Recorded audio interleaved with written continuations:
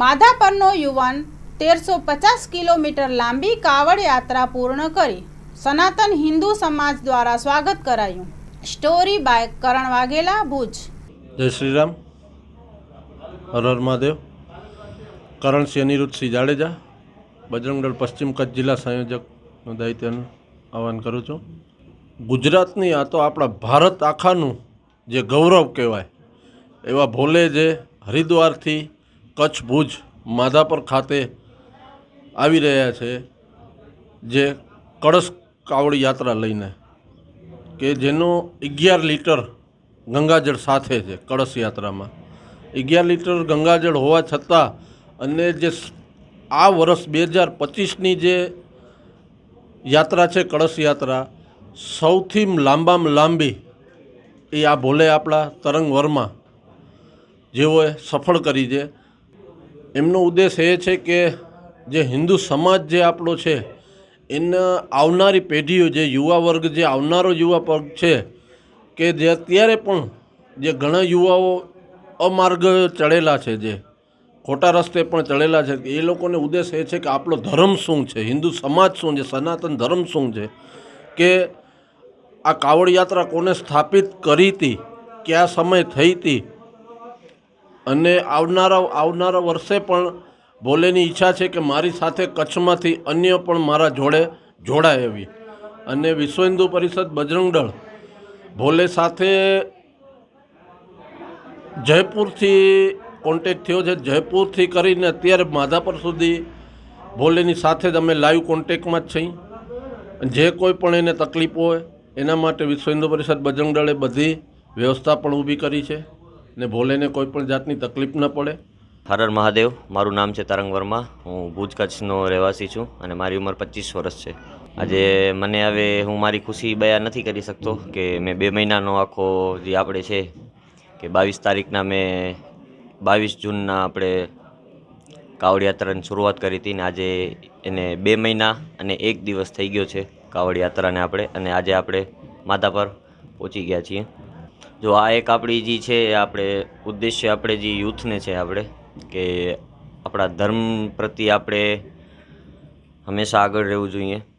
કે આપણે અગર આપણો યુથ જ અગર ધર્મ ઉપર પ્રચાર નહીં કરે તો પછી આગળ આવવાવાળી પેઢીને કોણ બતાવશે કે આપણે ધર્મ વિશે ને કાવડ યાત્રા વિશે.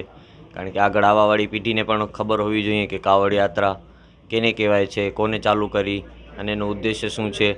એ આપણા યુથને પણ હું કહું ને તો સૌથી વધારે જે પણ રસ્તામાં મને વધારે પૂરતા મળ્યા છે ને આપણા યુથ મને વધારે પૂરતા આ વસ્તુમાં આપણે મળ્યા છે. એટલે એ વસ્તુની મને બહુ ખુશી જ હતી કે રસ્તામાં જેટલા પણ આપણે મિત્ર સર્કલ મળ્યા તો એ બધા યુથમાં હતા. આપણે બધે સંગ્રહની તો જો એક છે કે આપણે કસોટી છે. હવે તમે કોઈ પણ ભક્તિ કરો તો ભક્તિમાં હવે માની લો કે ભગવાન છે આપણે, ભગવાન તો જો કસોટી તો લેશે જ. કસોટી તમને પાર કરવી પડશે. વગર કસોટીએ ભક્તિ થાય નહીં. અને કસોટીમાં ઘણું બધું ઉપર નીચે થાય કે આપણે પગમાં છાલા પડી જાય, હાલવામાં તાણ પડે ને કહીએ કે આપણે સ્ટાર્ટિંગમાં આટલું નહોતું કે આવી રીતે કાંઈ પણ થશે રસ્તામાં, પણ ધીમે ધીમે શિવજીએ આપણે કસોટી ઘણી લીધી છે. રસ્તામાં મને વરસાદ પણ બહુ નડ્યું છે કે આપણે માની લો કે મારે હવે યાત્રા શરૂ કરવી છે, તો હવે યાત્રા જ્યારે હું શરૂ કરતો તો એ ટાઈમે જ્યારે વરસાદ પડી જતો તો મારી યાત્રા જરીક મોડી થતી. જેના હિસાબે આપણા જે મેં દિવસનું એક ટાર્ગેટ રાખ્યું હતું કે મારે દિવસના આટલા કિલોમીટર કેપ્ચર કરવાના છે, દિવસના આટલા કિલોમીટર મારે ફરજિયાત હાલવાના જ છે. આપણે અત્યારે ઓમ ટોટલ જે છે હરિદ્વારથી લઈને આપણે ભુજ કચ્છનું ટોટલ થાય છે 1375 પ્લસ કંઈક કિલોમીટર થાય છે. હવે આપણે અહીંયાથી 10 કિલોમીટર જેવું ફાસલો રહ્યો છે આપણે, જ્યાં આપણે જલાભિષેક કરશું ત્યાં.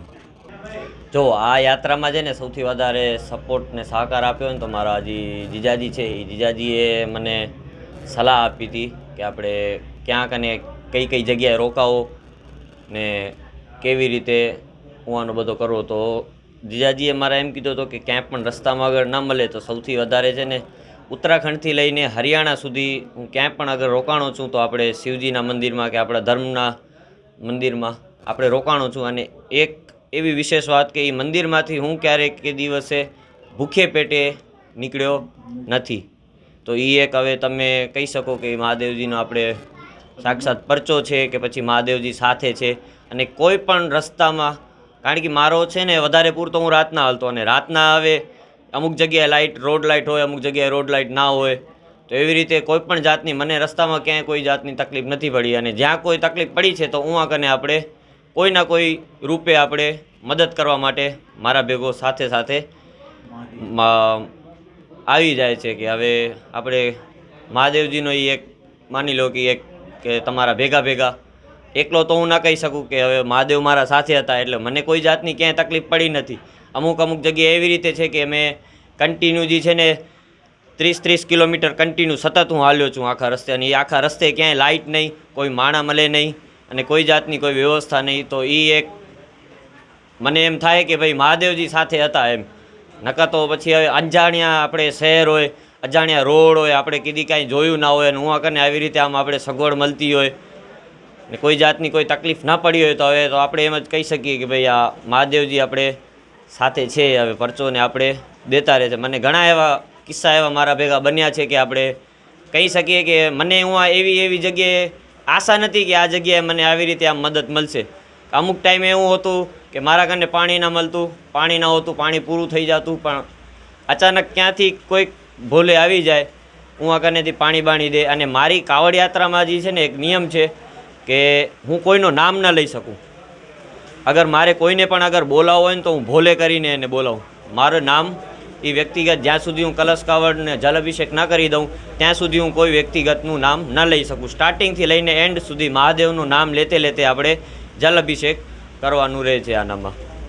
જય સિયારામ, હર હર મહાદેવ, જય રામાધણી. હું ભાવેશ આહિર, બજરંગ દળ પશ્ચિમ કચ્છ જિલ્લા ગૌરક્ષા સંયોજક. અમારા માધાપરનું ગૌરવ કહેવાય, આમ તો જો કે કચ્છનું આખા ગુજરાતનું ગૌરવ કહેવાય એવા તરંગભાઈ વર્મા 1350 કિલોમીટરની કાવડ યાત્રા કરી અને જ્યારે કચ્છ માધાપર પોતાના ઘરે પધાર્યા છે ત્યારે વિશ્વ હિન્દુ પરિષદ બજરંગ દળ અને સર્વે સનાતની ધર્મપ્રેમી યુવા એમનું સ્વાગત કરવા માટે અહીં હાજર રહ્યા છીએ. એક દુહો છે કે તે જ ધરજ નિપાવતી અહીંયા તો પાણે પાણે પડી છે વાતો, એવી સંત સુરાની ખમીરાત ને એવી અમારી કચ્છ ધરતીની અમીરાત. કચ્છ ધરતીમાંથી અનેક એવા વીરલા પાક્યા છે.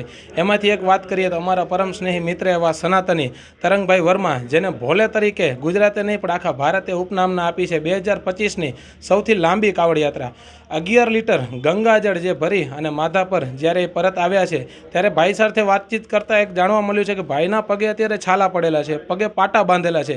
પણ કાલે રાત્રે અહીંયાથી 50 કિલોમીટર અમે આગળ ગયા હતા તો ભાઈ ખંભે કાવડ રાખી અને અમે દોડતા મળ્યા હતા. ભાઈથી જાણવા મળ્યું કે ઘણી વખત એવા દિવસો પણ આવ્યા હતા કે 2 દિવસ રોકાઈ રહેવું પડ્યું હતું વરસાદના કારણે.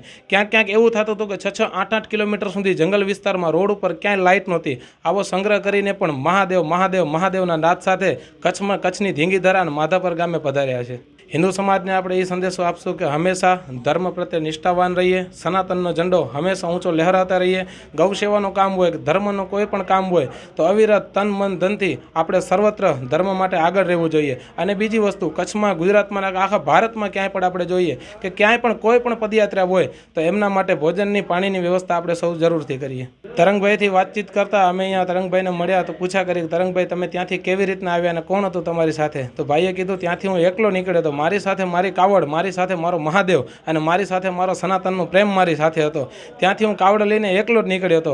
કચ્છની અંદર આવતા જ વિશ્વ હિન્દુ પરિષદ બજરંગ દળ અને સનાતનના કંઈક ભાઈઓ, કંઈક એમના મિત્રો એમની સાથે હતા. ભાઈએ કીધું ઘણી બધી તકલીફ પડી છે પણ મહાદેવ કોઈ દી કોઈને ઝૂકવા દેતો નથી. અને આજે હું મારા ઘરે પાછો પધારે છું, મને અનેરી ખુશી છે. અને એક વાત આપણે હૃદયથી કહીએ કે ધન્ય છે તરંગભાઈને, ધન્ય છે એની જણનારી જનતાને અને ધન્ય છે એના પિતાને કે કચ્છનો અને અમારા માધાપર ગામનો અમારો મિત્ર કે જે આવી લાંબી કાવડ યાત્રા લઈએ, ગંગાજળ ભરી અને માધાપર મહાદેવ ઉપર અભિષેક કરશે.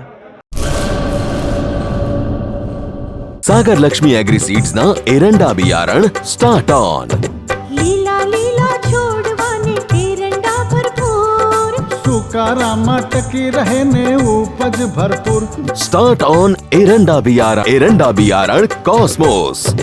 લાંબી જાચેરી માળોમાં શક્તિ છે ભરપૂર, સુકારો ઓછો ને પાકે ઉપજ લખલૂટ. कॉस्मोस एरंडा बियारण.